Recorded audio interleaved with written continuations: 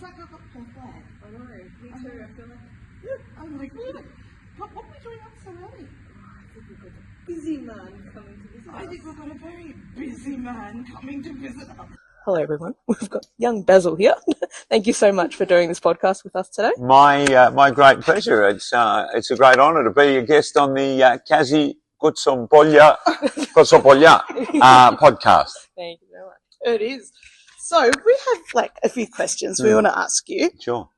So one that's been playing on our minds since yesterday. So we flew in from, where did we fly? Melbourne. I nearly said Adelaide. From Melbourne yesterday.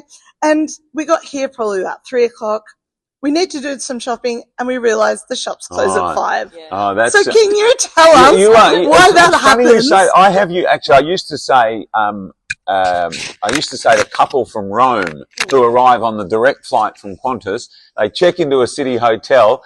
They put their bags away, and then they walk down to the concierge, and the concierge says, "Sorry, mate, the shops won't be open again until 11 o'clock tomorrow."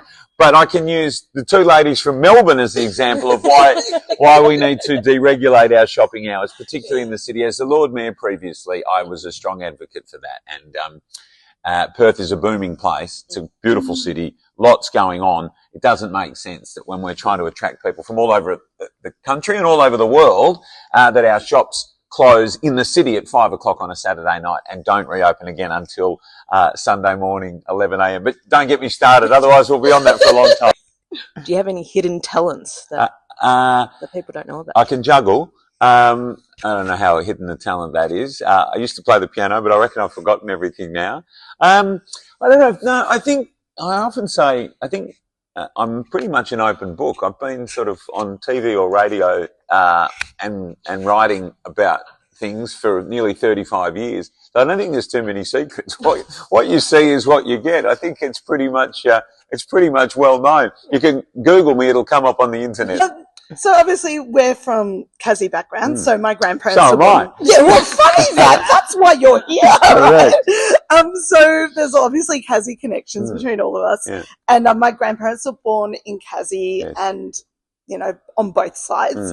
But I know your parents. So this sounds like the conversation that every Australian Kazzie has when they're in Kazzie. Yeah. And they're walking along the waterfront and run into somebody and say, "Oh, you're from Melbourne," and I go, "Oh, we're from Perth," and then you go, "Oh, do you know?" And then next thing you know, 2.5 hours later, it turns out we know 150 people each, and we're all connected somehow, which I think is the beauty of the Kazzie relationship in particular. Many of the Kazzies came to Australia very early, and one of my roles as the leader of the opposition, I'm the shadow minister for multicultural interests, and so I get to speak at a lot of different multicultural events. And it really, I've always known this, but it's dawned on me in particular how long the Kazzies have been here. My family's been here for over 100 years, and in fact, both grandparents, both grandfathers first came to Perth or Western Australia, in my case, in the very early 1900s. They went back and came back. So we have been here a long time, but those beautiful connections of, and we were just talking about Auntie Nina Lucas, for example, and everybody's got an Auntie Nina story, how we're connected somehow. But that's one of the great things about going to Kazzie and spending time and chatting to people when you're quite relaxed. And we're also busy here, whether we're in Sydney or Melbourne or Perth or Adelaide. We're also busy, but when you're there, you do have the time for those conversations. And I think it's one of the really beautiful things about going back to Kastellorizian, finding where your family's block was, finding where your great grandmother was born, or where your mum grew up or went to school, in my case, and then these connections that you make. It's a really lovely thing. Yeah. And you got married in Kazzie. Got married in Kastellorizian, and 2 of my 3 children were christened in Kastellorizian. And my sister has lived in Rhodes, but also been a part of the Megisti and Kastellorizian life since late 1979. So my sister married Manoli, who is also a Kazzie. He had come here to Australia with his brother Jack many years ago, and then went back to Rhodes because tourism was taking off, and Manoli and the Yeronicola family are in tourism in a big way in Rhodes and Kastellorizian. They have the Megisti Hotel, and so that's been, my sister's been there since 1980. Which is incredible. When I think about that, she was much older than me, 13 years older, but she moved to, even though we're Greek and Kazzie's, she moved to Greece in late 1979. No internet, phone very sketchy, not even fax then, and incredible. And so my great fortune has been for all of my life really, to go backwards and forwards to Kastellorizian and Rhodes regularly, and it's been a joy to grow up that way. Yeah. Do you feel that being Greek has helped you shape your media life and, give you that resilience, I guess, we have as Greeks? No, I do. I mean, I sometimes wonder, is it because I'm Greek or because of my upbringing? Yeah. But definitely a combination of it, and also something to be so proud of. The history of the Olympic Games and being involved in Olympic Games, that's been amazing. But also, I think, and again, even now, that great heritage, the culture, all of those things have been wonderful things to be able to reflect on.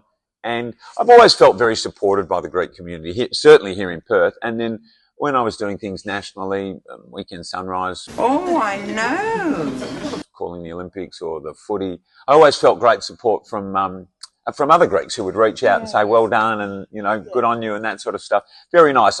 Going to the MCG to call the footy and then just have a total, someone I didn't know, but who was Greek and would go past me on the escalator or something and would call out something in Greek. That was a really lovely thing. Yeah. Do you reckon, because you're talking about the Olympic Games, do you reckon should Greece host the Olympic Games in the future? Because there is talk about that. I certainly think you could make an argument for that. And it's got so expensive. And for many of the new cities, the idea of bidding for the Olympic Games and then hosting it's almost got out of reach because it's so expensive. Now, maybe we've sort of missed the spot a bit because I suppose the time to do it was straight after Athens 2004 when all of the facilities were magnificent. As we know, and we've all seen those sort of videos and things, they haven't all been kept in the pristine condition that we might have hoped. But at some point, it's not the silliest idea. I suppose the big cities can do it, but the other cities, LA, London, Sydney, well, Brisbane's going to do it, which is fabulous. But it might have been a nice thing to do. Having said that, I love that at every Olympic Games, the opening ceremony, the Greeks are the first to walk out. And and don't we all feel we feel so proud. The Greeks are always beautifully dressed, that Greek blue and white flag coming out, and it just, you stand tall. I commentated on some opening ceremonies, as a commentator for Seven, and just, spine tingling those moments, to be able to call those moments and see the Greeks come out first. So special. Obviously, being in media and politics, but when you're in media, what was the hardest thing you've ever had to report on? Is there something that sticks out? Look, as you know, I was mainly in sport, and so I didn't have to deal with as much of the tragedy or death and destruction, but I did also do talkback radio for a long time, and Weekend Sunrise, which were general news programs. Oh, I know. I was broadcasting at the time of 9/11 on radio in particular, and that was very confronting because you didn't know what was happening and you had to work it out very fast. But really, other than some tragic deaths that have occurred, largely what I've had to talk about and what I've been involved in broadcasting have been very uplifting things, and I've been very fortunate in that regard. I do say this though, that broadcasting, and especially the range of broadcasting that I've done, a really great thing to have to bring into a political career. Those skills and experiences are very useful in this space.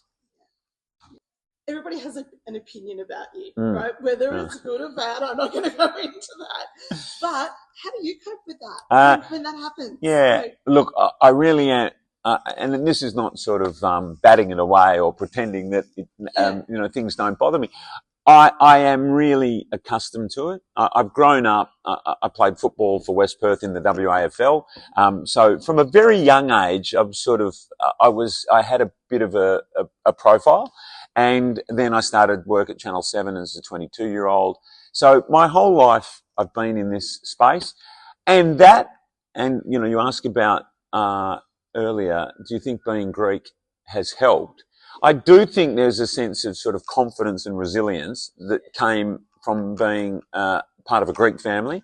And especially I think my mum instilled a lot of resilience and, that character and character building experience as a young person that really do, I say this very genuinely, nothing bothers me about what gets said or what people's opinions might be because I know the reality.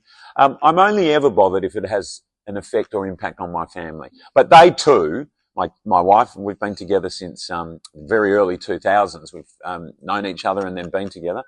And so she's very used to it as well, more than 25 years. And my kids have only ever grown up knowing Dad to be doing these sorts of things. So we're a tight unit, we're pretty resilient, and we're used to it. All right. Was your biggest achievement was getting the Kazzie of the Year in Melbourne? No doubt. I mean, Lord Mayor was good, but Kazzie of the Year. I did actually, I flirted with the idea of getting some letterhead made up with, down the bottom, Kastellorizian of the Year, 28. And actually, it's Kastellorizian of the Year, but presented by the Victorian Association. And so I came to Melbourne for the presentation. Yeah. And it was 2018 that I won it. It was, I think it was October or early November 2018.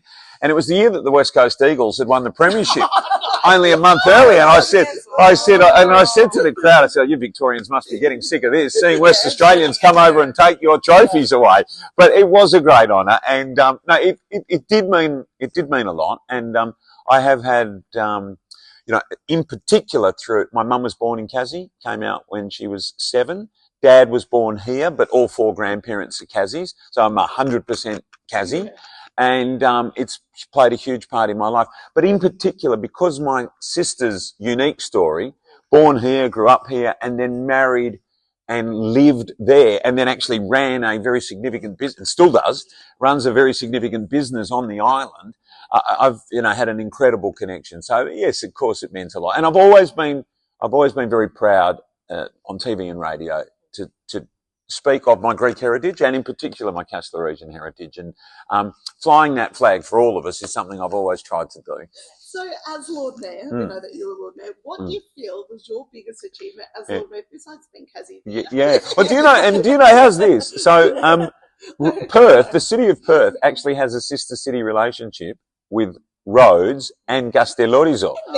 Yeah.